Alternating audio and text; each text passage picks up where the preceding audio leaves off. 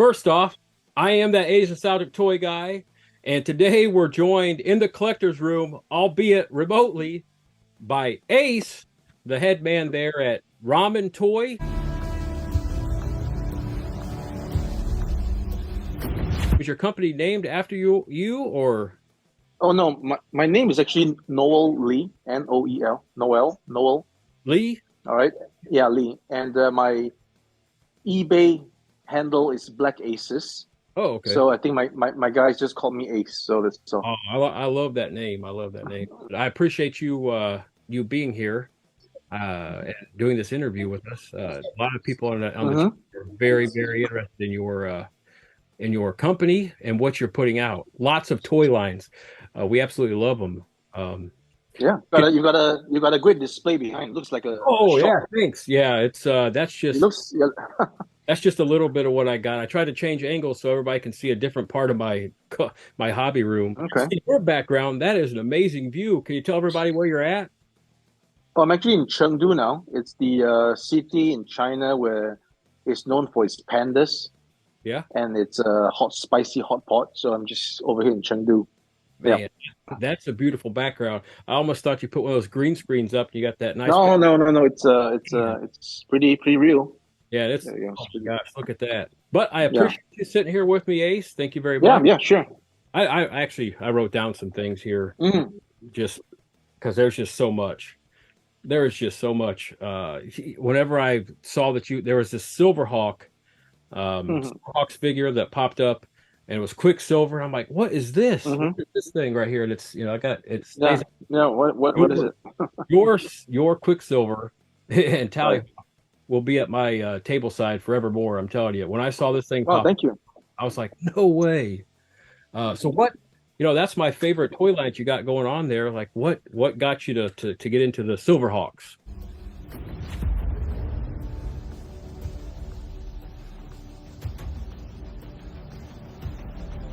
Well, Silverhawks is a part of the 80's, right? Oh, And it's a toy line that I saw in my hands growing up, mhm, but I never purchased because it's too expensive. So I absolutely. actually saw the figures in the stores, but never had a chance to buy them. And the only time I actually got my hands on a Quicksilver was in San Diego Comic Con 2016, if I'm not mistaken. Oh So yeah. I was in the Comic Con that year, and I was browsing the merchants who were having a booth there, and in my hand I saw the mint on card with, I mean, it's open, but it's pretty mint. It's on card, and $50. So just get it, man. An original? Was it Oh yeah, original? it's original. Yeah, it's original. Yeah, You got original. yourself a deal. Yeah, You got yourself a yeah, deal. yeah. But the funny thing is that I've not even touched it yet.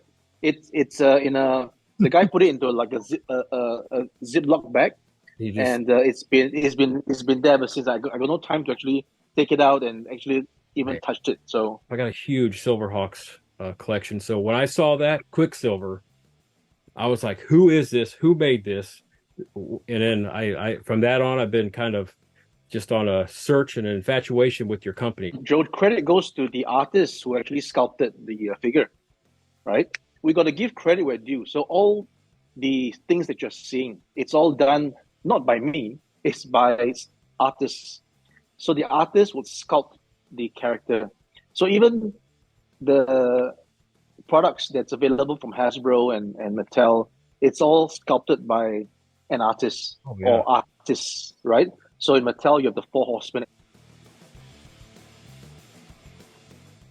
the classics range. You have individual artists, which I am not familiar with, but they are doing all the sculpts for the Hasbro characters. So it all comes from the artist. Without the artist, there is no product. And without the artist that created the genre to begin with, there is no cartoon, there is no nothing. I'm actually glad you hit on that because in this paper here, I've got about four things where I ask, please let us know about the people who made your mini comics. Let me know about the artists Okay. who did all this stuff. I mean, I'm just glad you hit on that without me even asking. I love showing off box art. So Mm, I just came home to this bad boy right here. Mm, mm, sitting on my my doorstep waiting for me. yep. So this thing's going to be unboxed in the future, unboxing it, and just the box art on this. You guys just did amazing. Like Right. everybody, you guys did amazing on these boxes. I just Yeah. The box art is a credit again to Gary G, who Gary. assisted us with the box art. So it's his company profile is on the back of the box actually. So do you have a background in making toys before you got your own made your own company here? No, I had the background in collecting toys. Yeah. So I've been buying toys since the 80's, right? So Yeah. as far as I remember, my first figure was either a Macross, little plastic Valkyrie, or the He-Man. So I don't know which came first, but I think it's around the time. Well, I studied engineering, which came into play a little bit of it when I'm dealing with tooling. So when I'm dealing with tooling and tolerance, I pretty much know a little bit about what is going on compared to other people who actually studied toy design and toy making. I actually learned it on the job as I was working in Hong Kong back in 2005. And you can actually Google my name, Oh yeah. Noellee, AFV Hub. They did an interview with me when I was with Popbox Collectibles.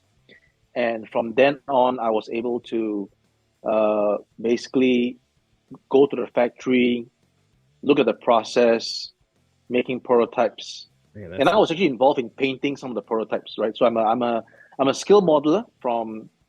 So the thing for me is like this: I went from collecting toys, buying toys, to gradually moving to skill models.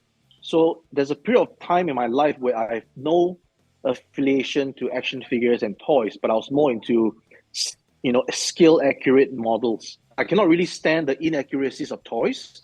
After I did my national service, which is basically the army time, oh, yeah. I then went back to doing toys because when I was selling on eBay, you know, toys sold better than model kits. So that's how I went back into doing toys, learning about toys, went back into my roots and did skill models with Caliber Wings. So Caliber Wings is a brand that makes die-cast skill aircraft models. And the reason why I did that is because I found that the current offerings in the market for die-cast aircraft models by the big brands is not, again, it's not detail. That's not what we need. We need detail. So I went into and Oh, did Caliber Wings. And then, fast forward to just last year, I told my guys in Singapore that, this is the time to do ramen toy. If not now, is never. So mhm. let's start something. And that's how we started the ramen. Yeah. Yeah, that's an awesome story. I am glad you shared that with us. And now I know how you got the name. And I know you're not Ace Ramen. It's Ramen you Toy know, by Ace that's Lee. right. Last name's Yeah, Lee. that's right. Yeah, Leah, that's right. We L got double E. that Yeah. straight. And from here on Yeah. out, we're going to have that straight.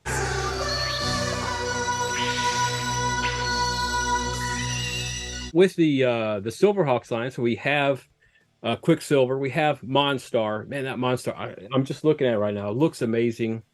Um, and I done a lot of research and I went through a lot of feeds and everything on your Facebook page because your Facebook page is just off the chain. So I'm gonna have a link in the video, this video right here on Right. YouTube for you to Okay. book because that is off the chain. I saw where you had pointed out that you possibly weren't going to do any more Silverhawks. And you posted this video and it had Super Seven, the leader there of Super Seven. Hey everybody, this is Brian from Super 7. And I went and actually watched that, and I was like, well, he didn't say that you couldn't make them or whatever. He didn't say that you shouldn't make them. So are you going to make any more Silverhawks? You think, or you hope? Or Well, since Super 7 is no longer in contact with us regarding the subject, then sometimes we have to take some hints, right? We have to read between the lines yeah, and yeah. not be so upfront. Oh, So, but with me, you can be upfront. I'm an upfront guy. I that's don't I don't I don't give you like tail things to read between the lines. I'm just there, right? But other people, you need to read between the lines. You need to get some hints. So the hints is that we are not doing any more Silverhawks. We are not doing any more Silverhawks. No! No, no, no! No! Okay. But we are committed to fulfill the rest of the characters that we have already planned to do. So we will call them Titanium Titans instead. Yeah. Yes! I like that name. That's actually a pretty cool name. Yeah. So Sign me up. Sign me up. Whatever you want to put out. okay. Hey man, because if you're doing a great quality like this, those Titanium Titans, oh, that's good. That is sad for us Silverhawks people. But thank you. Yeah, we don't know. For clearing that Yeah. up. I appreciate that. Yeah. So you're hearing only my side of the story. Yeah. And of course, everybody should look at all sides of the story.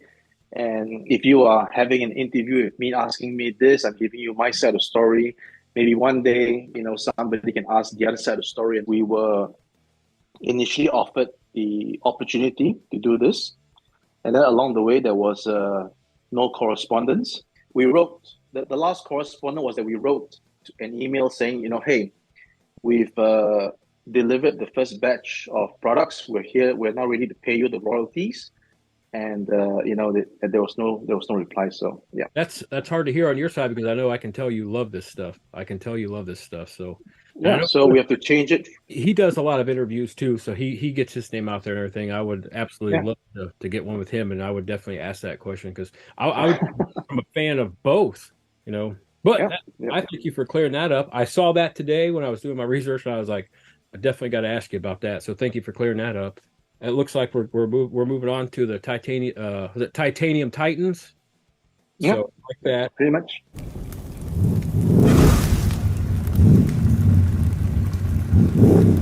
The other thing I was gonna ask about the failed HasLab, the Engine of Vengeance. Yeah, that's it. The Engine of Vengeance. That thing didn't even come close, but it was an awesome thing they had set up.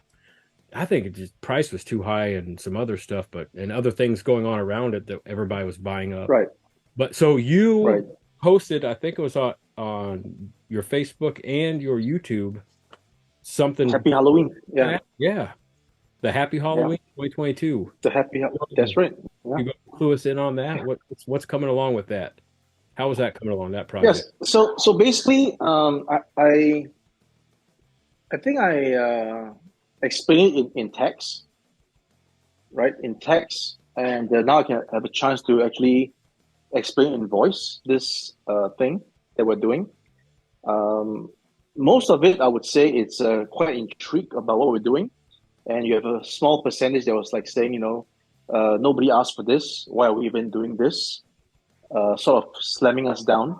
Man. But that's fine because there's always two sides of everything, right? So that's fine. But I'm just trying to clarify, obviously, some points which led to those people maybe misunderstanding the whole concept. So, from what I saw as I followed the saga of the HasLab, is that there is people who are interested to buy this thing, right? I could actually 1,000 backers. Yeah, there was about 6,000 at one point, right? So, and it's not just from the backers numbers. When I actually hear people on YouTube, the collectors and the bigger channels who were talking quite passionately about this thing. So obviously you have the site that says it's too expensive, it's not worth it, nobody asked for it. But you have the site that I was listening to that was saying that this is really nice. It's beautiful. They would want to have it. And they're actually asking people to help to back it as well. So I'm actually focused on these people who actually want something that wasn't funded, unfortunately, right?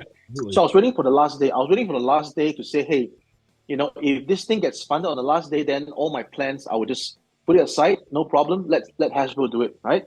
Okay. But since it wasn't funded, then okay, that's where I took out my plans and I put it onto Facebook to say that's exactly what we're going to be doing. So what we're going to be doing is to basically make this thing for the people who want it. It's not going to be exactly the same. it's going to be with our take. There's going to be no figure because you can actually find existing Ghost Rider Marvel Legend figures in the market. Oh, so yeah. that's going to fit right straight into the car, right? That's so nice. what people want is the car. Of course, yeah, maybe they also want the actual Robbie Reyes figure, but we're not doing that because we're not trying to be too like what the hell are we doing, right? We don't have the rights and we don't have right. So we thought that maybe the whole idea is to see how we can get this so-called very expensive project to the customers at maybe a more reasonable price. That's all. And we're also trying to experiment and find out for ourselves the real cost of doing this thing, at least for my own satisfaction, right? It's my curiosity as well, how much this thing costs. And again, the research of it. My cost, and my costing is not going to be the same as Hasbro's costing. So we cannot at the end of the day put apples to apples because it's not, right? Hasbro is Hasbro. Myself, we are a small setup. We have different vendors. Different vendors have different price, and different quantities at different price. But I am prepared to tell the community, the customers, the collectors that if I do this and I have it right in my hands now, something that's almost maybe 95%, 90% similar to what you saw, 90% similar, but it's going to be costing this amount. And if I were to make 9,000 units, it's going to cost this amount. I'm just going to put it out there for the people. And again, it's not going to be apples to apples because there is no figure, right? There's no one figure. There's no one hit extra. There's no 4 more figures that you can unlock. There's nothing. So it's not apples to apples, but at least for the base car, that's what it's going to cost. And that's what I'm just trying to do for the community. That's all. It's something that's intriguing for me. And again, whether it's right or wrong, we don't know until we have the prototype in hand in December and we put out a campaign to get it funded again. And if there is people who wants it and fund it, then we will go ahead. Everybody gets a car at the end of the day. If it doesn't get funded, I just, so-called lose a bet on making a prototype. That's it. I think you got a winner here, and people like me and other people spread the word of this thing because I was, me at the very end of the HasLab one, I ended up backing it, and I'm not really a Ghost Rider fan per se, but I loved it. Wow. It was awesome, so I backed it. Okay. Then it didn't go through, so you do yours. I'm backing it. So great. Awesome. I think I saw your price point. You're kind of sticking around somewhere around. Is it around 250? Is that right? Where you're 250 is based on the current extrapolation and calculations. And again, I hope to announce an even lower price if we reach significant numbers. So that's the deal. I will give all the details once we have the prototype painted and working in hand that we can show to everybody, and that's going to be the real deal. Yeah. That'd be awesome. I can't wait to hear about that. And that was one of my first questions I was going to ask you, but I had a couple other viewers that said then the viewers submitted questions. They wanted to find out about it, and I'm like, well, I'm already ahead of the game there. All right, so great. So we got that, the Happy Halloween 2022. We got out of the way here. We found out a little bit about Ace here. All right, so we're getting on to those 80's Commanders. Man, unfortunately, I missed out on your 3-pack. All that sold out. Is there any other avenue that it could be on? Like, I didn't see anything. Like, I bought your Quicksilver and Monstar on BigBadToyStore.com, but was that released anywhere else on another website or anything where someone who missed out on, who really, really wants it, might have it? Or will you be releasing it? Yeah, you can wait for the next wave, which is in vintage packaging. And there's going to be improvements to the shoulder pads and the waist. So in the current figures, the waist, there's a cut which looks kind of weird. So we actually filled it up so it's nice and curved to the waist. And then previously the shoulder pads was just a PVC that sort of goes up and it stays there and it comes down by itself. But now it's going to be hinged, Okay. so it's going to be much more improved. And so that's going to be and then it's going to be packaged in vintage packaging, so it's going to be a real collector's item. Oh man, that's great. So people Yeah. like me and other people who really are now getting on board with Ramen Toy, Yeah. they're going to have their chance to get Yeah. figures. That's great.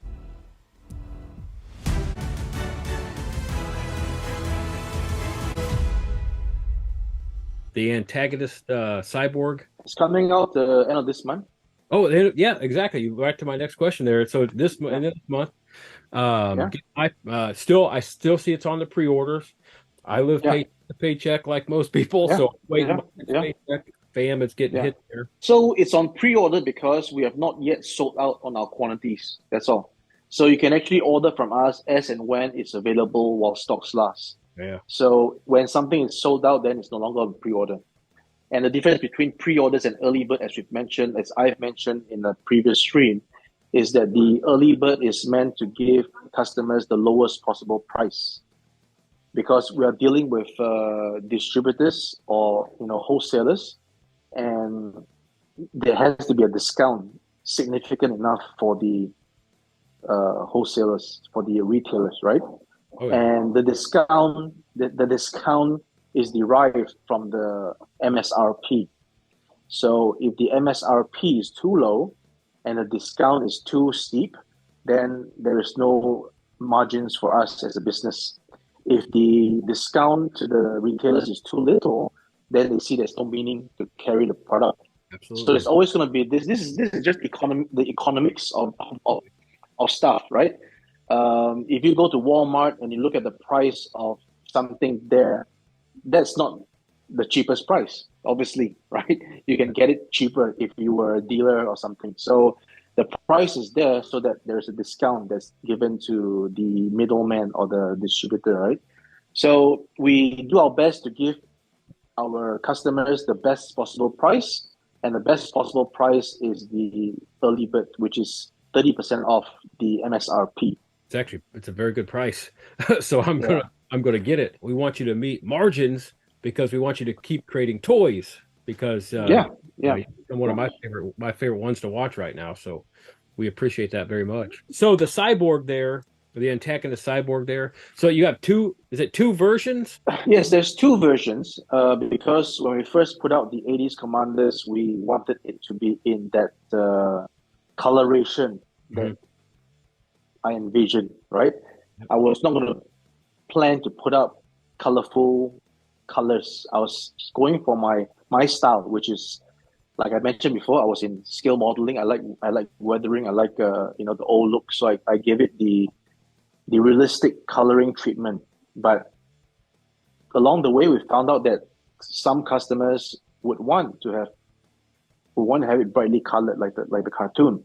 So we went to fulfill customers' requests, and we did the 3-pack, which was the bright colors. But of course, you have people that perceive it the wrong way, and initially there was outcries of us going back on our word. Commander is going to be a one-time production, but we did it 2 times. I mean, if anybody thought that we're just going to be doing the Commanders one time and just throw the molds away, then something is really wrong, right? We're definitely going to recolor it. We're going to do another production. That's obvious, right? Oh. But what I meant is true. Our first production, and every production that we do, is a one-time limited production. We're not going to be doing we're not going to be doing the. I can do that. No 3-pack again. You got no those. 3-pack again. You got a limited quantity thing there. The Antagonist Cyborg has 2 colors because, again, there was 2 colors that was out to collectors. The collectors wanted 2 colors. But in this case, after the Antagonist Cyborg, we sort of will now make the decision to just run with 1 color going forward next time, because the purchase orders for the weathering color is much, much less than the bright colors. So it's quite obvious where the trend is going. Oh, yeah. And as a company making stuff, we got to make the stuff that most people want to buy, right? Absolutely. So yeah, so that's how we're actually evolving. And I'm sorry to those who were looking forward to the weathering color, but as we move along, we will actually stop making two versions. It'll be much easier for us to just focus on one. The way that those look, it gives it that your guys' little individuality there, separates it from all other stuff, and it's just just unique, but still nostalgic because most of Yeah. us are nostalgic. We wax nostalgic about all these toys and collectibles, and you help us do that. So thank you very much.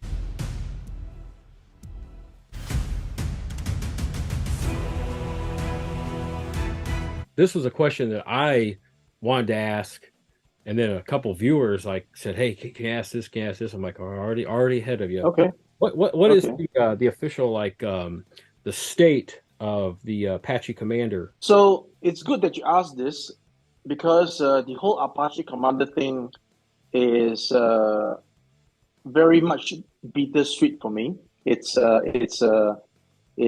kind of a disappointment, right? It's almost as if we tried our best to win something and then we didn't win it. We lost right at the end. So what happened is that when we started the 80's Commanders, and I've explained this a few times, I had no idea what the Apache Commander was. I had no idea about the John Thunders and the Rex Charger because that was not available to us in Singapore back in the day. So I only got to know about it as early as last year, right? So it got me thinking. Again, I'm all about trying to make what the fans want, right? As much as what I want. So what I want is one thing. I got to like it first before I make it. So and then I look at what the fans want. So the car, for example, I see is what the fans want, and I feel that it's a challenge for me to do it, and that's why I'm doing it, right? Yeah. So back to the Apache Commander. So I looked at it and I thought this is an interesting character. The way his weapon system spins around as it moves along. Amazing. It's interesting.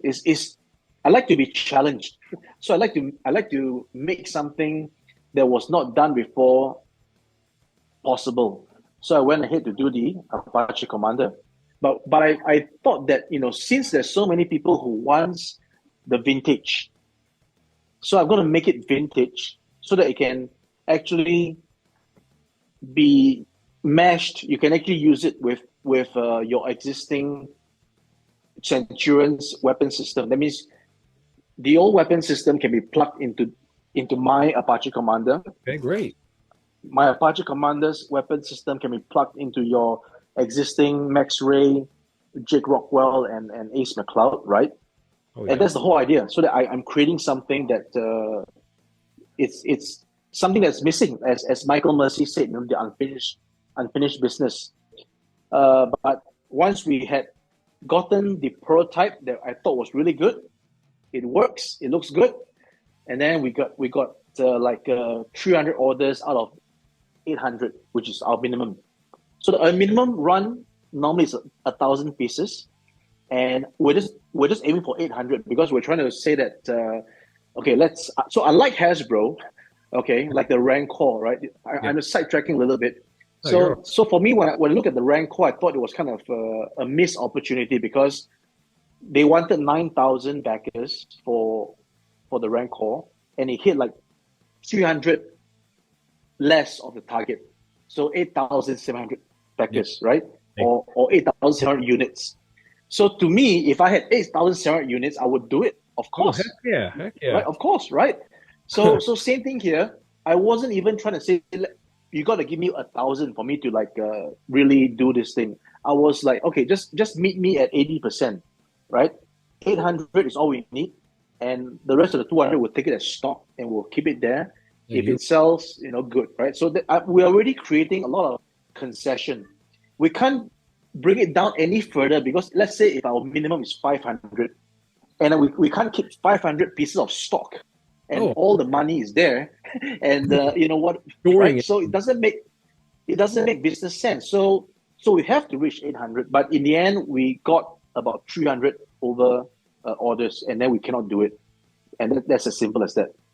And then because of my desire to want to give the people who wants it the thing, Yeah. I thought about maybe the recasting method.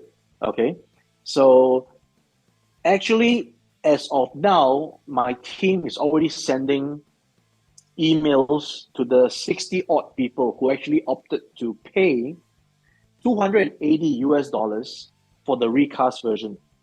All right, and I'm making this known on your show because I've not actually announced it on Facebook, because I don't want a barrage of comments and stuff to attend to, because we are attending to it individually to the 60 people who actually said that they want to do it. Okay, so it's quite a small number, so it's actually manageable for us to do it individually rather than a mass announcement.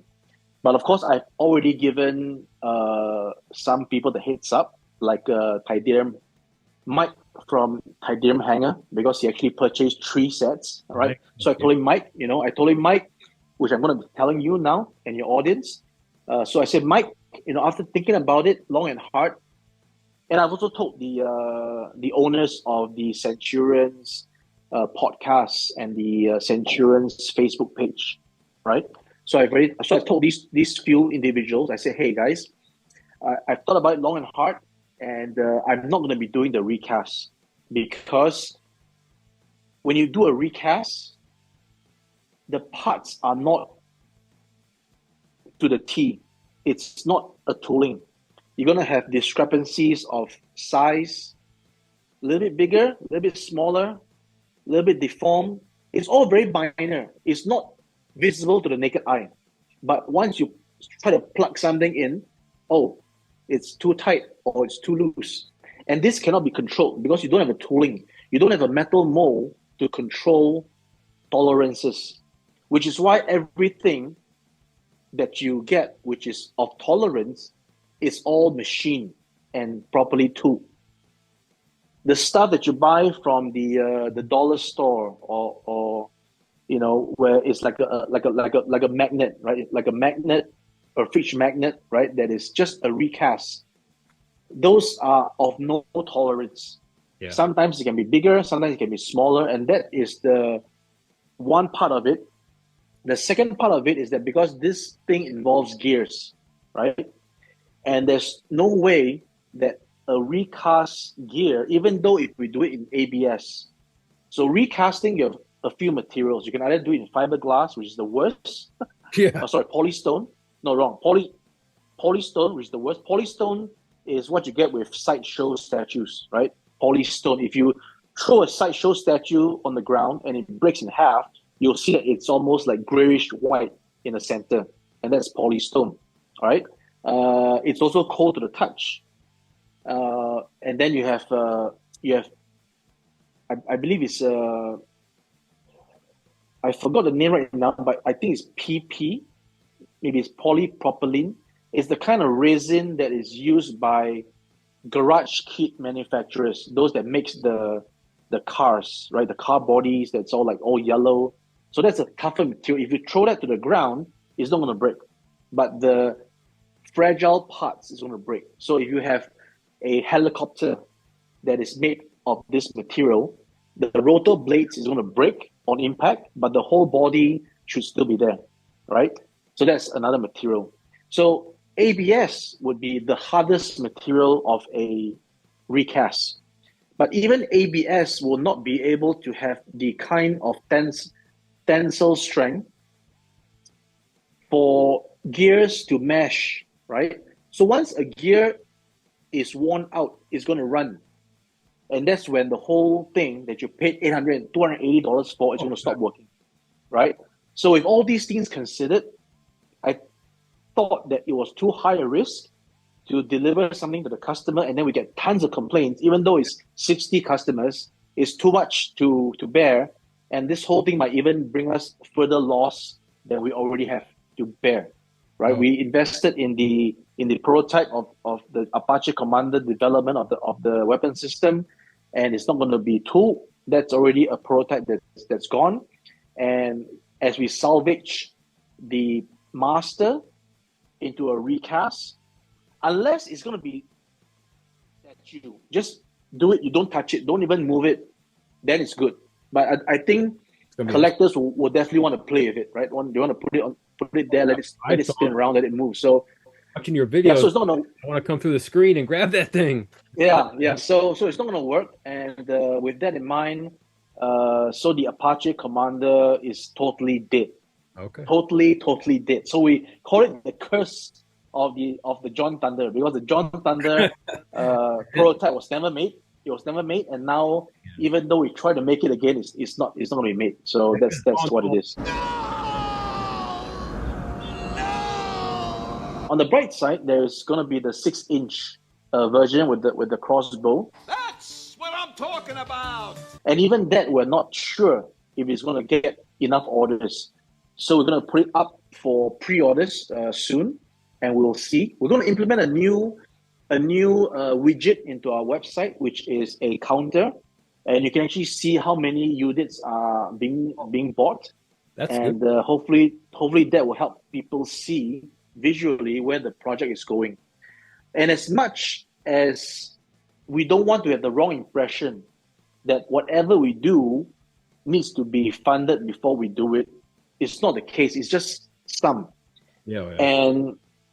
And apparently that one Apache Commander project was perceived by some as a lot of projects, because they made comments about, I don't want to buy something and then they cancel it, right? So it's as if we've been canceling stuff. No, we have not, right? No. We have actually, but had we choose this route for Antagonist, Cyborg, and Land Drone, then most likely we'll be canceling those two, because the Antagonist Cyborg did not reach the numbers that we want, and hence it's still on pre-order. The Land Drone, as you can see on our website now, is still on early bird orders. That means not enough people are buying it. But fortunately or unfortunately, depending on how you see it, we have already told these things, so we are doing it regardless. Oh yeah. So not to be confused that everything that we do, there's a potential for cancellation. It's the high risk stuff like the Apache Commander, where the tooling is quite sizable. It's got to be funded. And likewise for Happy Halloween, you're talking about an 18-inch vehicle. Huge. With a massive tooling cost. We're not going to just put our money there and then hope to sell. Yeah, it has to be funded. Yeah. Yeah, absolutely. Well, thanks for letting everybody know that, because I've got a bunch of people that wanted to find out about the Apache. So thank you for that.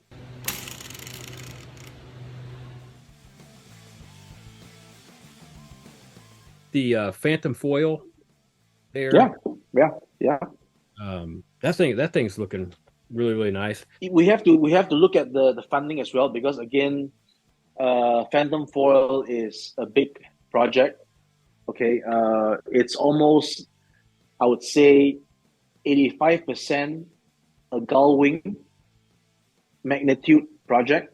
Okay, so we're going to be getting the colored prototype sometime later this week, and I expect to be able to put it up for pre-orders next week, and we'll see from there. So again, hopefully, if we are able to do pretty well with the 80's Commander, I am quite confident, although not as confident based on previous experiences. But I am kind of confident that it should make it to be funded. And you're going to release more of the figures, just different colors and everything like that. It will work with those. Oh, obviously, definitely. If I'm going to get more of those those first figures that you released, I definitely going to back that thing too. So that's great. Yeah. There's a couple people know about that, and I already had that on my list here. I consider all this tooling and all that stuff very, very high quality art. How long do you estimate it is from concept to, let's go all the way to production? 6 months, for a relatively easy thing. Man, for a relatively easy thing. Look at our Happy Halloween. I conceptualized it on Halloween Day, which was just a few days ago, and I'm going to have a prototype in December. And if December it gets funded, I'm going to deliver it. I mentioned before end of 2023 to be conservative, but most likely we can push it out by summer.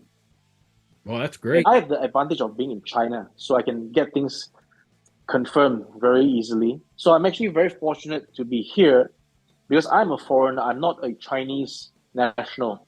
So by right, I have no business to be in China, right?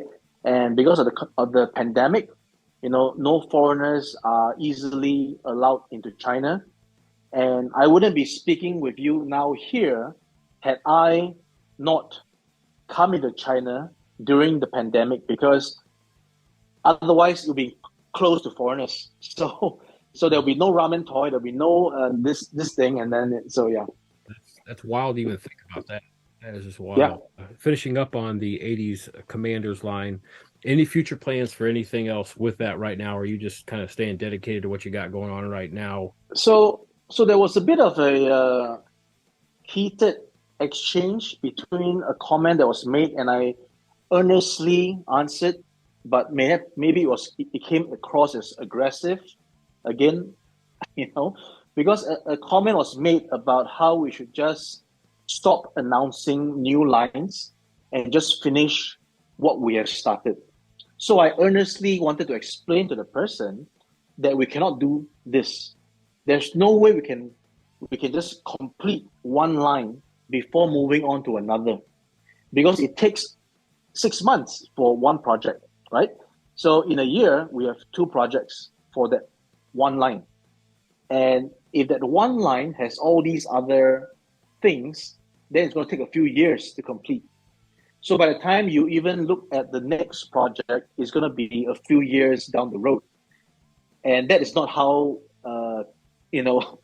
even Hasbro don't finish one line before doing another, right? They are doing Power Rangers, they are doing Transformers, they are doing G.I. Joe, they are doing My Little Pony, so that nobody's doing one line and finish that one line first, and then let's do another line. So I'm trying to explain very earnestly to the person who made the comment, because I wanted to help the person understand that we cannot finish one line as per his desire before moving on to another. But he thought that my response was very aggressive, kind of rude, and so I don't know. So Explaining it like that came across I mean, very well. I mean, getting back to your question, we have already announced the Maverick and also announced the Marshall. Yep. The Maverick has taken some time to come to prototype from our initial 3D print.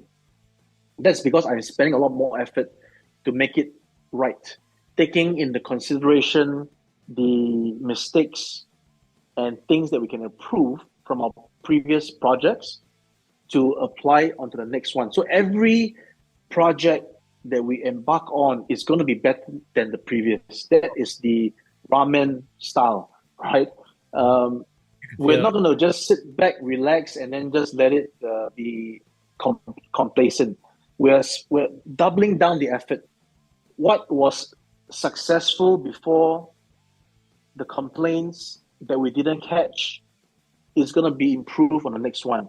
The next one is going to be is going to have some problems as well. I can almost guarantee, if I may use the word guarantees, right? yes. Oh, yeah. Every single project has problems.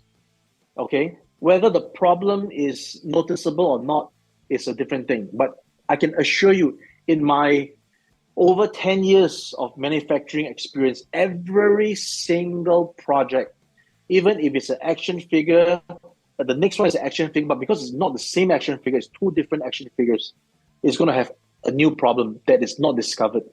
That is why people will say, don't buy the first batch, buy the second batch. That's provided there is a second batch. Yeah. So for us, we don't rerun things. That's why we don't get the chance to improve on what was not too good before. Unlike our 80's Commander. So our 80's Commander, the first batch, because the second batch is a duplicate of the first batch. We're able to, improve on what the first batch, for example, is too loose here, over there. Then we tighten it up on the second batch. And then on the third batch, we can even further improve it. Oh, yeah. And that's what it is, because there's so many parts in the tooling that and you are pressured with a lead time to deliver the goods. You can't be tweaking the tooling till kingdom come, and then by the time you get it out, everybody is like, there is this thing about timing and delivery. Imagine even the iPhones have problems, right? So imagine if the iPhone was tweaked and tweaked and tweaked until there's no problem and they released it, then, but the fact is that they are doing the tweaking. That's why you have the iPhone every year. Yeah. Every year, Tim Cook tells you that this is the best iPhone that they've ever made, all right? Until the next iPhone. Yeah. So same thing, we're trying to do the best figure, and there's always going to be some problems. Again, I'm telling you this as an industry truth. If anybody tells you otherwise, then please show example and evidence of why the person says it so, right? So everything will have a problem. We just want to minimize the problem. There's no perfect product in this entire space. So with your talk about that, I think earlier you kind of mentioned the Marshall line. Basically, I'm going to just forego the viewer questions because I think we're hitting on everything as we go along here. Okay. Like, you brought it up, the Marshall line, which a lot of people are excited about. People wanted to ask questions about how that's coming along. The Marshall is credit to our artist Luke Wickford, and he's actually working on the horse, the animal now, and hopefully it's going to come in tandem as we work on putting up the Marshall in its cut form, because all we showed so far is a statue. We need to cut it up. We need to put in the joints. So hopefully by the time that's done, then we have the other piece to show you guys as well. So that's how it's going to go. And I'm currently I had contact. Again, I'm not sure if I should be saying this, but I'll say it anyways. Kenneth, right? So Kenneth. So I had the very fortunate to converse on email with Mr. Kenneth Johnson, who is the creator of the original TV series V, through the introduction and referral of Steve Perry. I think I got his name right there. Steve Perry. So Steve Perry was the intermediary that allowed this communication to be possible, and I'm grateful. And there is some conversation now about possibly making what we're doing more legit, but again, it's subject to final word. So I don't want to say too much now, but at least I'm going to say that I was in contact with Mr. Kenneth Johnson. That is something that can be disclosed. We had a good conversation on email, and I am very hopeful that we get a positive result. But even if we don't, then I will tread along appropriately in that sense for the figures that I planned. Yeah, went over the Marshall line there, and then so with that, just you hit on the horse. I believe the Brave Star series is 30-30, I believe. Yep. And so, do you have a name for that horse? Yeah, the one you guys. I said it was 30. 30? 30, yeah. Cool, awesome.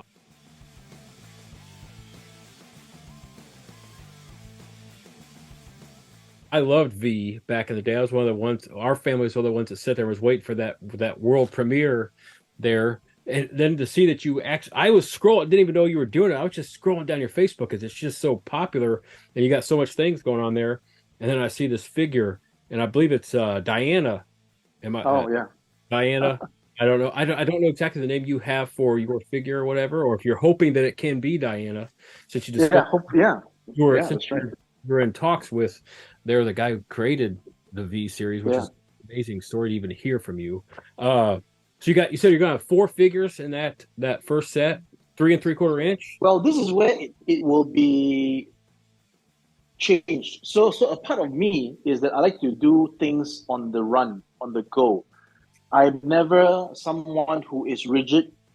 I am flexible, but again, I'm also rigid in a sense of my principles, right? So I'm a bit of a contradicting person. So I'm rigid with my principles, right? But I'm flexible with how I handle things.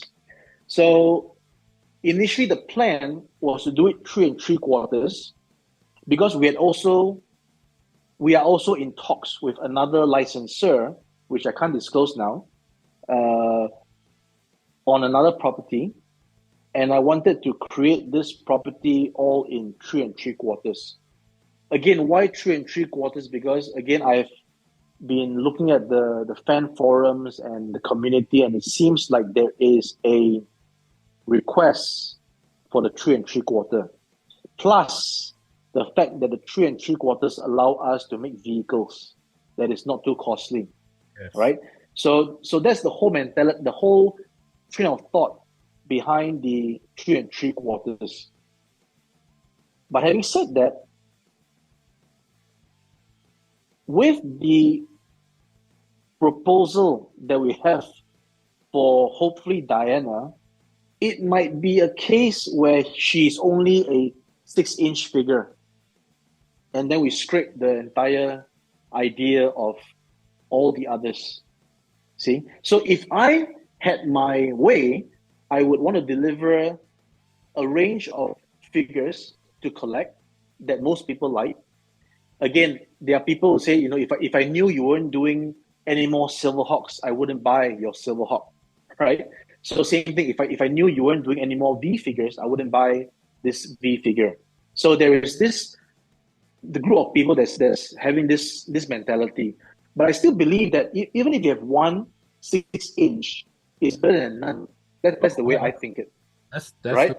We keep going back to my Silverhawks. Yeah, and the fact of the matter is that the rest of the figures are not as popular as one or two of the figures. So it's just going to be a kind of high risk for us to tool and hope to sell. Yeah, right. That's why I put it. That's why I put it at 3 3/4, so that the initial outlay is a much more affordable thing. It's as if I'm actually doing a 6-inch of maybe 3 figures, but spread out against 3 3/4 of maybe like 8 figures. That's sort of thing. We will do it in such a way. I'm a big fan of V, so I know that there's like 4, 5, 6 characters that maybe at best, people would actually probably buy, and that's just from really hardcore fans, But and there's a chance for troop building, isn't it? The troop builder. Oh yeah. So about the vehicles, which that's awesome because there's a lot. There's a lot you can do with vehicles. So again, if I have my way, I would love to do it as 3 3/4 to the best possible detail and quality.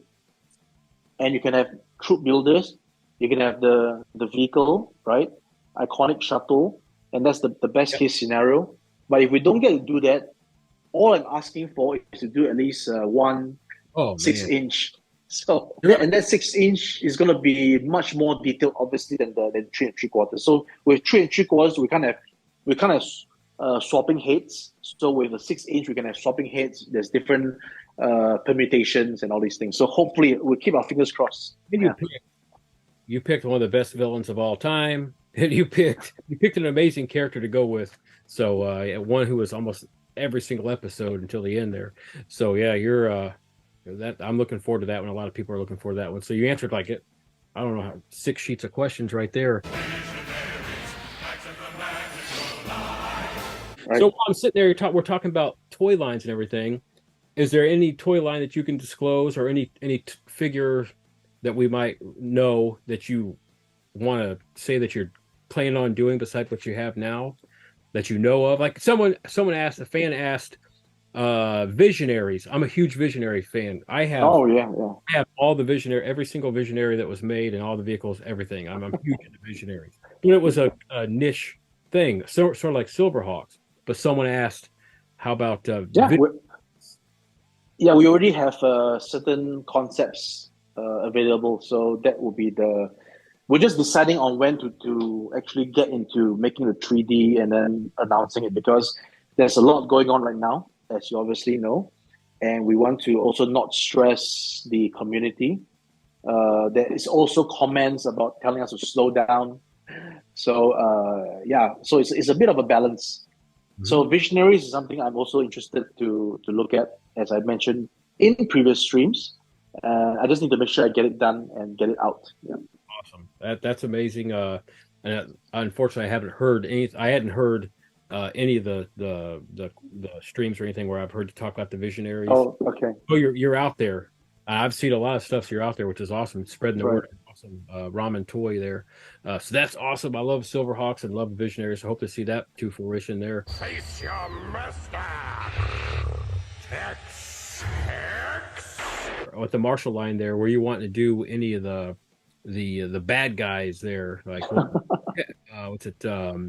Tex Hex. Tex. That's it. Yeah. The major one there with the Marshall line. Yeah. Yeah, it's always open.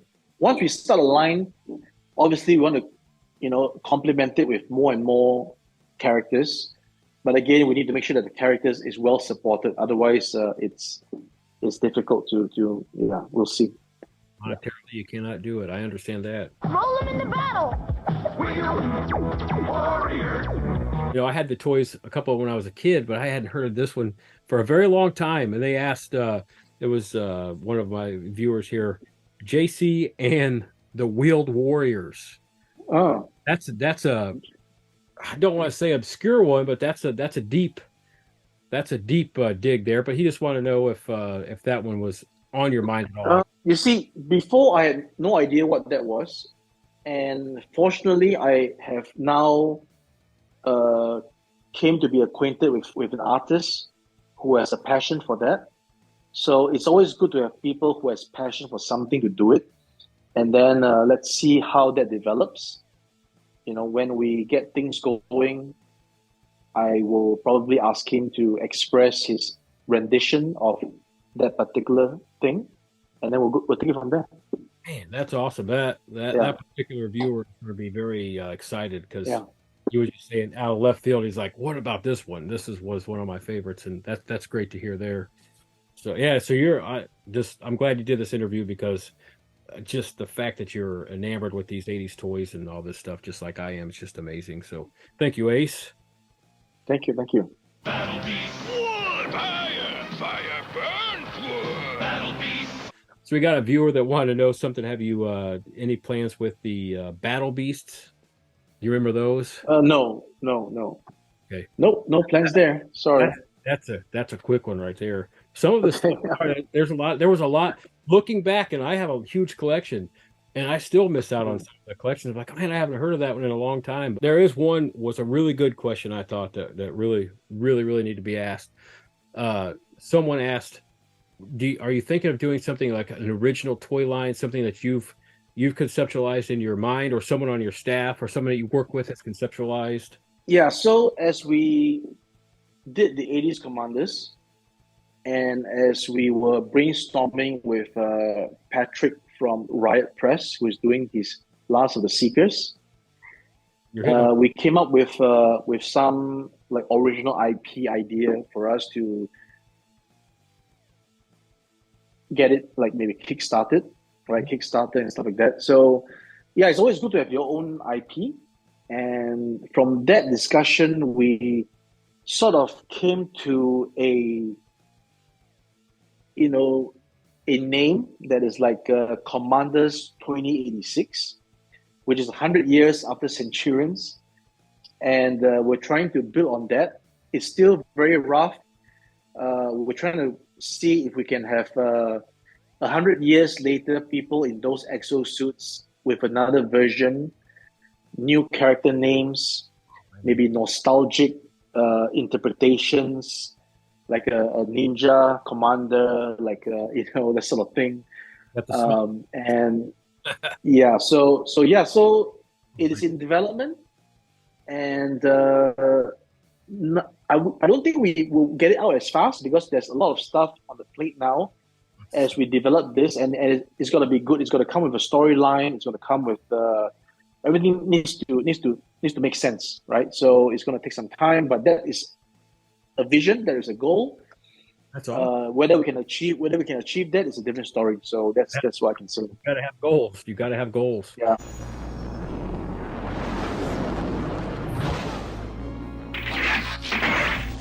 We are actually the manufacturing partner for Riot Press for their Last of the Seekers. So Okay. Patrick contacted me and asked if we could be their manufacturing partner, and that's all we're doing. We're helping them to manufacture the product. So if the product turns out bad, look for me. Don't look for Patrick. Okay, that's great to know. Because I looked at that. What they got going on there. That's a pretty cool thing there.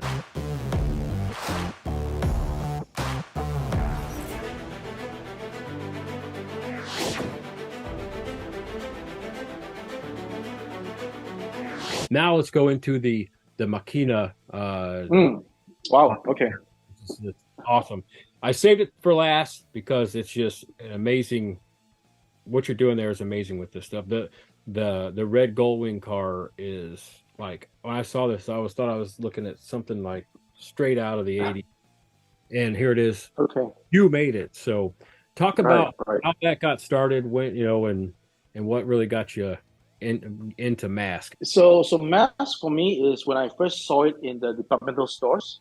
So as I was shopping with my mom, I saw M.A.S.K on the shelves, and it's a no-brainer for kids, boys, to just look at it and be captivated by the box art, be captivated by the toy.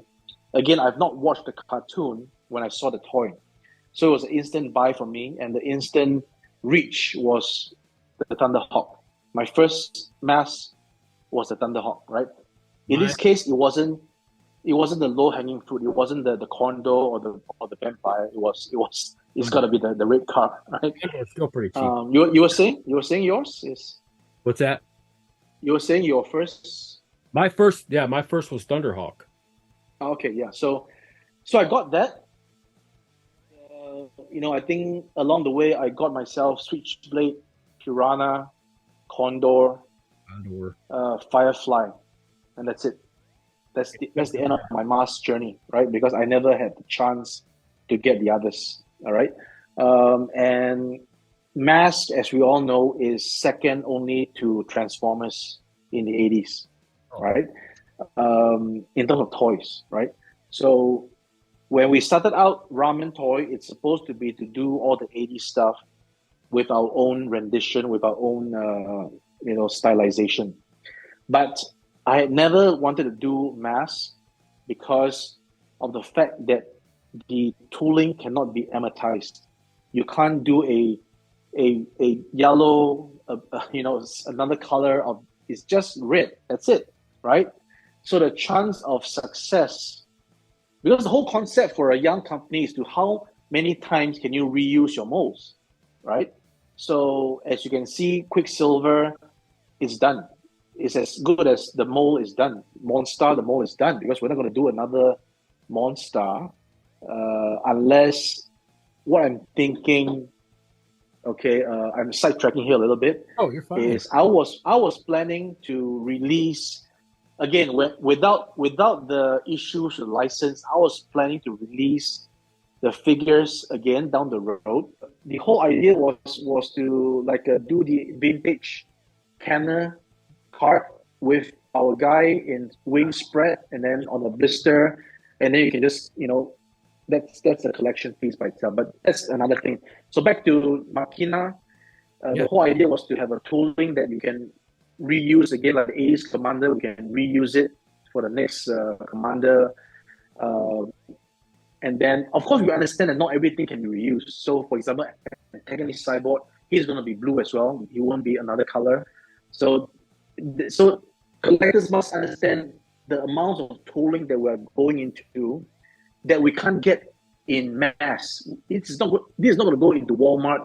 It's not going to go on Amazon. It's not going to be a mass thing. So it's very expensive for us to just churn out that 1,000 sets, and hence the prices are high because of the fact they were not doing the numbers. That's all. That's the only reason why, if collectors are saying that for this quality that they're getting in their hand, it's not worth $100. It's not worth this and it's not worth that. Yes and no. All right. It may not be worth $100, but it is physically costing $100 because of the fact that it's low numbers, and that is all we need people to understand until such a point that we have bigger numbers and we can start to bring the price down. You can only bring the price down and not up. That's what I'm thinking. Oh, yeah. So back to the MaKiNa. Yeah. So initially I thought that it was not possible, but along the way we just gathered more guts to try it more than anything else, because we had a failed Apache, we had a not so good land drone, not so good Antagonist Cyborg, and it's almost like you're playing the NFL and you're losing a game, you're losing the next game you're losing. You just don't know when you're going to win again, right? So the red Gullwing was a win, right? It was a good win for us to get back on our feet, and that's what I have for the MaKiNa. Yeah, We love your figure that you got with it, so that's awesome. We're looking forward to get those.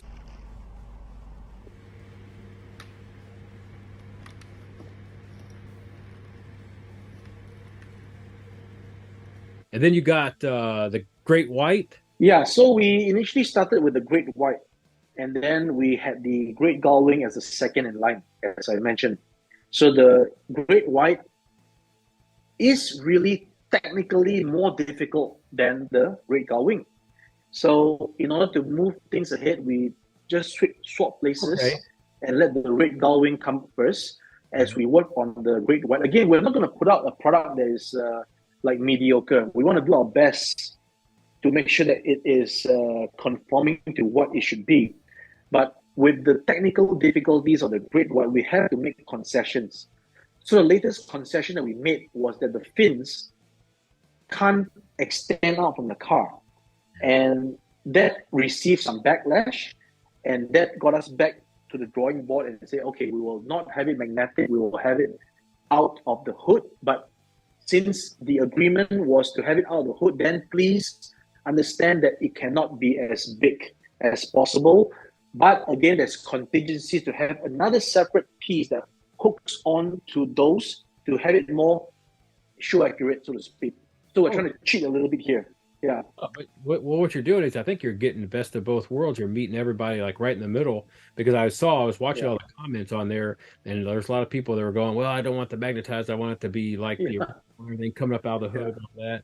And then me, I'm thinking the magnetized thing looks cool to me, and I'm a nostalgic nut. But to have that come out of the hood and then have that little extra attachment, that's a cool little win-win right there. And so that's actually based off of, I think, the Shark or whatever, the Shark car or land that was never released as a toy. Never released, no. Yeah, so that's amazing. That thing comes out, I think. I see the stuff that you got going on there and what that was in the show, the cartoon. I would surmise why it wasn't released was because it was just too technically difficult to achieve. I was going to say, because I'm watching your videos and then I'm looking at the show and I'm looking at was M.A.S.K or M.A.S.K Kinner? Was M.A.S.K Kinner? So, and they didn't put it out. I'm like, that thing had to be hard, especially with all the flipping up and the wheels and everything like that.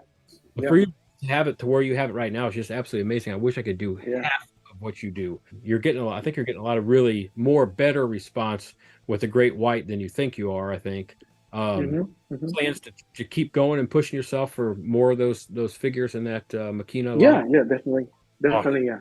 That's awesome. This is like a dream come true. I first wanted to be on YouTube to do stuff probably about 10 years ago, but it's been a work in progress doing different avenues through Facebook and other stuff to finally get to this point. And this is what I want to do. It's my passion. Great. So this certain viewer would really get a little bit upset with me if I didn't ask this question. But she saw who I was interviewing, and she doesn't really care too much about toys that much. But sorry, I wanted to make sure I got all these questions. But her question was, "Are you single?" That was her question. Well, I'm attached, not single. So that's the. All right, I told her I would ask. I think that's about it. You have Okay, great. through the whole entire line, man, and everything. I appreciate your time, Ace. It's just been a pleasure and my privilege to be just a privilege to be sitting here talking to you, sir. Yeah, it's my honor to be able to come on your show. Yeah. Yeah, and keep in touch. I'm gonna let you get back to your day, sir. Appreciate Okay, thanks, Joe. All right, and I'll let you know. All right, thank you. We'll see you again, Ace. All right, bye-bye.